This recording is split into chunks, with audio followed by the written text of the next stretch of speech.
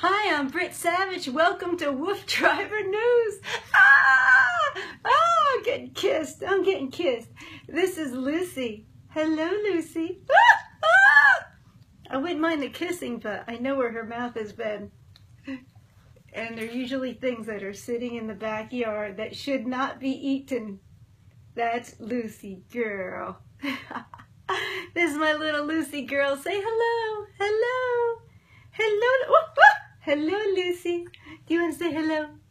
Oh, you're such a good girl. You are such a good girl. She is such a little doll. She is a little angel. She has come into our lives and given us so much happiness. I'm telling you, she makes my life and my husband's life and our chicken's life and even our cat. If I say his name, will you know? Elvis. Where's Elvis? Do you see the doggy in there? Where's Elvis? Where's the cat? Where's the cat? Where's Elvis? Do you know where he is? Are you looking? Where's Elvis? Where's Elvis? Oh yes, I'm one of these crazy dog lovers, just like you guys. Hey, hi Lucy girl. Hey sweetie. Hey Karen. Hey Bill. Hey Rebecca. Jenny, what are you doing? Maureen, what a cutie pie. Well, she's about 4 years old. She's actually looking at herself. That's a little vain, don't you think? You're like staring right into your picture. What do you think? Look at that doggy. Where's that doggy? Where's that good girlie? Where's the good girl? Oh, she's so cute. She's about 20 pounds, about 4 years old. And you want to get down now? Oh, maybe I'll put her back later if she wants to get up. She's crazy, but she's a good little doggy. And she's perfect for me because a lot of my work is recording from home. And she's pretty quiet. Even if the neighborhood dogs are barking or there's noises, she's pretty quiet. She's running around now. Don't knock my camera down. But, oh, she wants to get back up. I may bring her back up a little later, but I can't do anything if she's licking me. They are very smart, aren't they? Cute. Oh, thank you. Yeah, Maureen, very smart. I started out when she was about, well, actually, I found her because she was given to someone else, and then that didn't work out, and then we got her, and so I got her a little late. She wasn't a pup or anything, but you know, it's great to get a dog of any age. But I started with the clicker training, and I'll have to ask all our trainers here on WooFDriver what they think. We have Bill, Dean, and Joseph. But it actually worked really almost instantly for like sit, stay, lie down, like she got it. And if you don't know, it's like you do a little click, click, click, click, and then quick, as soon as the act is done, then the treat is afterwards, so that the immediate response is that they know what they're supposed to do. And it was truly like in an hour. It was almost like a light going off where she goes, oh, that's what you want? No problem. So I don't know if she was especially smart or it was the first time that I had used a clicker training. Now, you know, I know some trainers don't like it because it's a big pain in the neck because you have to give them a treat. So now we don't give her a treat because she has some stomach problems. So she just does it just because she wants to make us happy. You know how that goes. Awesome. So I wanted to get to the news stories. If this is your first time watching us, my name is Britt, and I love all the cool news stories that are going around all the world, and I try to find them all everywhere from every source, newspapers and the internet, and just try to bring a couple to you every time I see you, which is usually Wednesday and Saturday. So it's now a big Saturday, and I guess it's a weekend no matter where you are in the world. And I hope you're having a good time and relaxing wherever you are, and that you had a great day. It's been crazy at WooFDriver. I can't believe all the new programs that are on. I've really enjoyed it, and I've liked all your comments and everything. It's really great. So keep them coming. We love to hear you. Dawn, hello, Britt. Hello to you too. Maureen, we got Cheryl. Always great to see you. She's just so loyal, always coming here. I'm so glad. You must love dogs, and so do I. Well, the first story, actually the first couple stories, are about dogs and sort of unusual friends of dogs. So I don't know in your house whether you've ever had a dog and then they've been friends with like an odd animal. For me, I mean, I've spoken about it a little bit. I have 2 hens and they're in the backyard. One of them came out here one time and did the news with me, and I almost brought the other one, but I may bring her next time. And the dog, our dog Lucy, gets along, she's sitting right there, gets along really well with the hens. I would feel very comfortable in watching them out there. I don't feel comfortable leaving them out there, her out there with the hens, which I don't even feel comfortable with the hens not being in a pen because of hawks and things like that. So I guess I'm a little overprotective, but I had dogs when I was a kid, and they were fine, and cats with, I had guinea pigs. I don't even know if people have guinea pigs anymore. They're like kind of like a big rat, but you know, the cats were fine with them. And even it seems the cats kind of knew that even my mice or gerbils were parts of the family, so I never had a cat eat any of my pet mice. But again, I wouldn't trust them, you know, in the same house if you guys were out all day. But yeah, they seem to almost know, like, hey, we're all supposed to be pals and everything. But I don't know, still be careful. Yes, very much so. Oh, you love animals, I know. I have 5 dogs. Dawn, that's pretty cool. I've been tempted. I've been a little tempted with getting another dog. Another doggy? I don't know, we'll see. You know, sometimes, like, I'm here a lot because I record from home, so I feel like I'm around enough for Lucy, but then again, it would be nice for her to have a dog to relate to outside and things like that. So I'm thinking about it, maybe just getting a nice little rescue dog, a little pet for my little doggy, but we'll see. As you know, that, you know, having dogs, it's an expense. It's something that a lot of people don't think about because there's wormings and flea medications if you're doing them, and shots if you're doing them, and just vet and upkeep, all that kind of thing. So with bringing any new animal into the family, you have to figure, are we going to be able to do that? And sometimes it's easier to travel with one dog, or easy for someone to take care of them. So we'll see. I'm kind of thinking about it, but maybe not right now. Oh, it's funny play though. Yes, absolutely. Well, oh, hi Andrea. Nice to see you. Where are you guys from? I know where some of you are from. My dogs are all rescues. Thanks, Dawn. That is really sweet. I have a rescue story coming up. You gotta hear. Okay, these are some stories that have to do with funny pairings of animals. A surprising yet affectionate bond between cats and dogs could help save cheetahs from extinction in the wild. In zoos across the United States, cheetahs are gaining a sense of confidence and comfort from dogs, which are placed with the cubs when they're little babies. Lima, Ohio. Lima, Ohio. It sounds so exotic. The dog's calm disposition helps the cheetahs feel safe and calm, and they're able to thrive in both Africa and in zoos. 8-week-old cheetah cubs Kamau and Windspear and their canine companion, 8-week-old Amani, a black lab, met the public for the first time at the Dallas Zoo recently.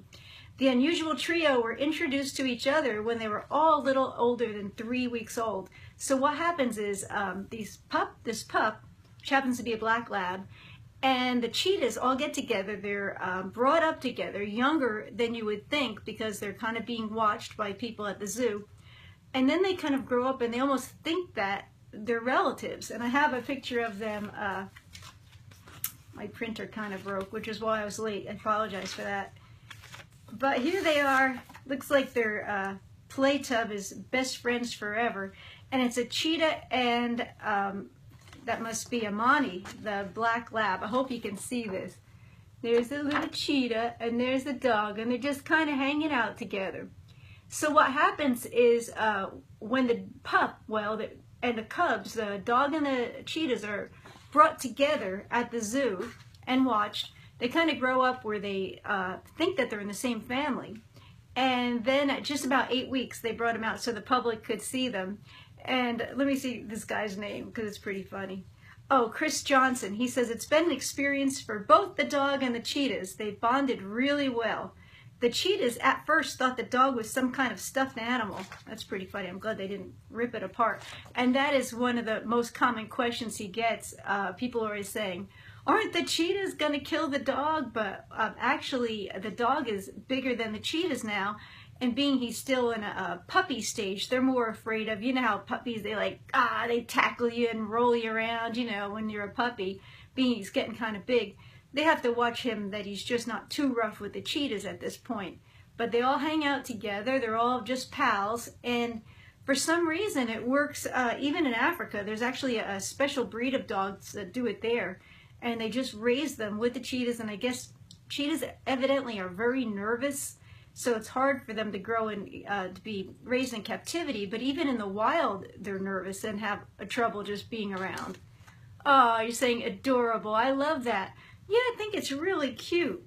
So let me see what else they say. Oh, I was reading where they said when they brought him out, people were all watching him, but they said the kids, they're more looking at the dog. They weren't even looking at the cheetahs because, I mean, the little kids are not even realizing, wow, there's a dog with a wild animal, but they were just like, wow, look at that, a lab. But yeah, the most common question is, you know, is the dog going to eat or the cheetah's going to eat the dog? But everyone's getting along fine so far, and it's working in lots and lots of zoos, just keeping them calm. And as I said, even in the wild, it's helping. And I hadn't really realized that cheetahs were animals that needed to be protected. They just seemed like they were all over the place. But I guess it's good to look out for everybody. Oh, Tata says, "Hi, Lucy. Please show the dog." Yeah, I think most animals need compassions of some kind. Yeah, I guess so. You know, I think as long as they're, you know, brought up together, they're probably not all that freaked out about it. We've always had dogs and cats. Most of my dogs and cats, if I would come in, they'd be all curled up together on the sofa. But our dog and cat now, they really like each other. They're near each other, but there's no, I can't say I've ever catch them like, you know, hugging or, you know, hanging out together. They just, it's more like they respect each other and they seem happy to see each other. Like they'll do that thing where, you know, they walk over and then they touch their noses and stuff together, but then they're off. There's no hugging going on. I kind of wish there was a little bit, but that may be, as I said, my cat Elvis, it was a feral cat, so he's not all the most affectionate either. And once in a while I hear a little like, rah, you know, so it must be a little, they're fighting of some sort.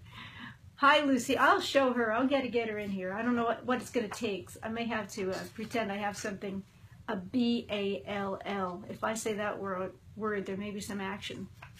Here's another a fun story about an unusual pairing. Rusty and Birdie, I'll have to show you a picture, don't look like they have a lot in common. The boxer and the bird are both playful, both love company, and they both seem crazy about each other. Oh, I hope this shows up. Here is, what's his name? Rusty and Birdie. I know which one is the birdie. It's kind of hard to tell, but Rusty's looking at he's hanging there looking at the chair, and there's a little bird, and I'll tell you all about them in a minute. Oh, look at that. I've got to show you this picture too. This is pretty cool. Look at the little bird is sitting right on his shoulder. A little boxer dog. Can you see that? Oh, okay, let me tell you this story. And Maureen said, do you ever hike with your dogs? No, we only have the one, but I haven't. Let me think if I ever did. I brought her to like a park where there's walking around a lake, that kind of a thing, but I can't say it's really hiking. It's more like walking around, seeing a bunch of people walking their dogs and waving, but she probably would like to get out and do something fun. Maybe I'll do that soon. Well, now I'm thinking about it, that place doesn't allow dogs. But there is a place around here that does. I got to do it. Thanks for the suggestion. Oh my gosh, so cuters. All right, here we go. So what happens is this woman, her name is Jurgita Pesalatite. She's working out in her woodworking shop in Kent, England. So she hears her dog going crazy, barking, barking, barking. And she goes out to investigate, and she finds that he's standing right by a baby bird. And I know you've seen these ones, you know, they don't have the feathers and they can't fly and they're just sitting there so helpless. And so she was looking all over, looking for a nest, looking for a mother bird, looking for anything, searching all over, couldn't find anything. Then she called a bird rescue place locally, and they said because it's just a common bird and it's not a bird that is a protected species, that they couldn't take the bird in, because I mean, imagine there's hundreds all over the place falling out of nests and everything. So really, when she was asking what to do, they said, well, you could just leave it there. But I mean, being there wasn't anybody around, she didn't know what to do, and really little chance of that mother bird being able to pick the bird up and put it back up in a nest or anything at that age. She just thought, I'll just try raising it, which she did. And as you can see, the little bird now has feathers and is getting around and flying. And so let me see what happens. I'll pick up the story. Okay, from day one, Rusty and Birdie got on like a house on fire. She says Birdie always looked for company and warmth, and Rusty was always more than happy to be of assistance. In the morning, Birdie would start chirping, so Rusty would come to wake me up so we could both go and feed him. At the moment, Birdie's favorite place to perch is on Rusty's chair. Birdie likes to hang in the house, but regularly spends time outdoors. Now, ultimately, being that the Birdie is able to fly now up to some branches and hop around, and definitely learning how to fly even without a mother bird, I guess just seeing all the other birds.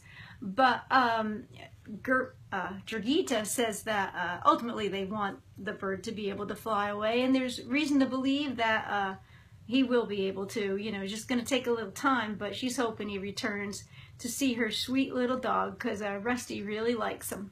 So I hope that could happen. That's so cute. I've found a lot of baby birds, and luckily in Nashville they have a place called Walden's Pond, and they'll take birds, any bird, and they do a lot of great work, and they just get them back to life, or little possums or anything you might find. They'll do their best to take care of them. I know it's very hard, and I'm not sure exactly what the protocol is, but if you find a bird that has feathers and they're near, a lot of times the mothers can help them. So we want to make sure we leave them where they are. I saw recently, I forget who it was, somebody was saying they found a fawn, but I think with fawns you can find them and their mothers and fathers are somewhere, but you're supposed to leave them where they are, even if they look helpless.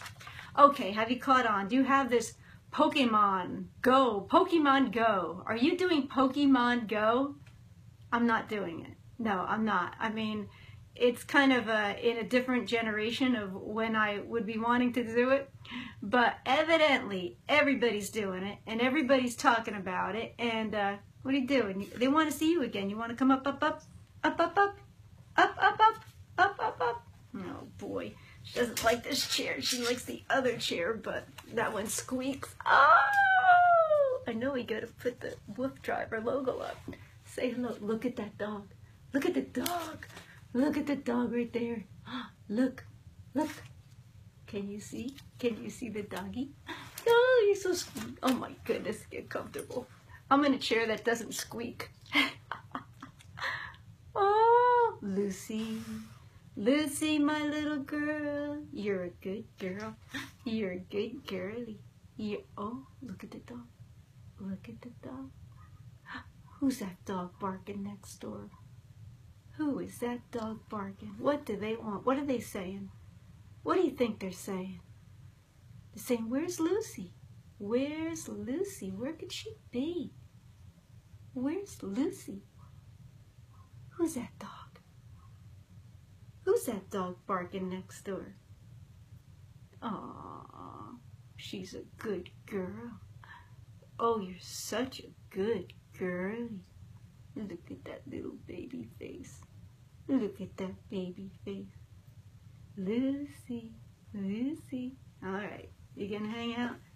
Yeah, I have this big, you know, big mushy, like an office chair, but it squeaks. It's like squeaks louder than I talk. But evidently this Pokemon stuff, Pokemon Go, I want to make sure I have it right, is an app that everybody's going crazy about. Probably if you guys have kids, every one of your kids is trying to get on that crazy thing.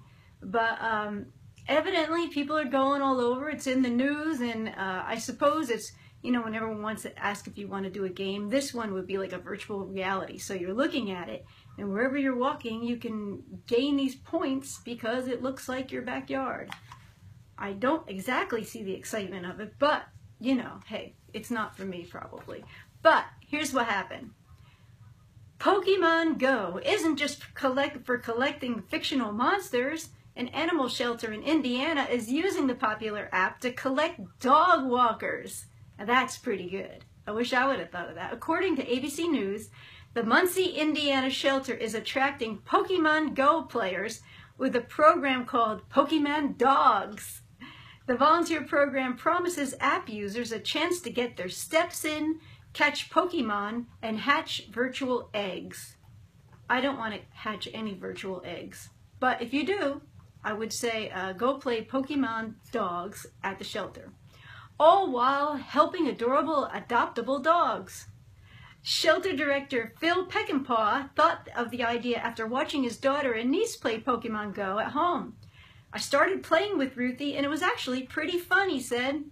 Then the other day while I was driving to work, I noticed droves of young people walking around playing this game. I thought, wouldn't it be great if all those people were walking with our dogs? So Peckinpah created a flyer for his Pokemon brainchild and posted on the shelter's Facebook page, where the ad quickly earned over 15,000 shares. And those numbers are translating to people actually coming to the shelter and wanting to walk all the dogs. They have 75 dogs there.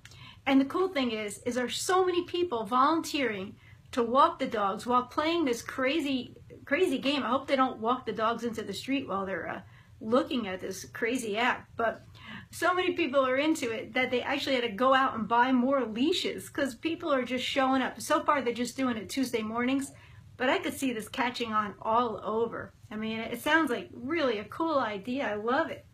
So, are you playing Pokemon Go? Are you doing it? Are your kids playing it? Should I try it? I don't know. Yeah, I think it's a great idea, Maureen. She says, that's a great idea. I know, it's just, well, the one thing that at least people who are gamers are saying is at least you're getting exercise. So it's not like a kid sitting at home like, you know, playing the same crazy game. I mean, they are having to walk some places and go some places, and you're walking down the street with this thing. I haven't really seen them in my neighborhood. I don't, or maybe they're at school or they're more of in the center of town, but it's not like I'm seeing people walk down like my street, or I went to a farmer's market yesterday. I wasn't seeing people at the farmer's market staring into a phone, except, you know, looking like they were texting someone, but maybe that was it. I don't know. I'll have to see. Okay, here's something. Are you into sports? I'm not into sports, but this guy sounds really cute. Baltimore Ravens player Jeremy Zuda, I hope I'm saying it right, and his fiancée Heron Hale were planning a no-frills wedding down at the City Hall, but then they find out that somebody in their wedding party was not allowed to attend. That's pretty bad, right? Except the person in the wedding party happened to be his dog. So what they did was they found a gym and they decorated it and they had their beautiful wedding there.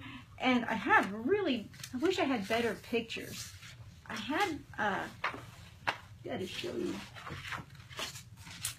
Yeah, they're pretty bad. Yeah, I wish I could, where is he? Oh, that's a nice picture of them together.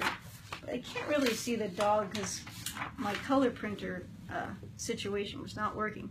But what happened was, yeah, they were supposed to go to City Hall. I think his wife thought this up. Because they were supposed to go to City Hall, and maybe she wanted a better place. And they wouldn't take the dog, so they had to have it somewhere else. But they've been in love since the couple have been in love since they met at Rutgers, that's in New Jersey. But they got married in Baltimore because they love the city. But they wanted to include their dog, who was a rescue. Let me just say what the fiance says. Heron says, I just could not imagine getting married without him.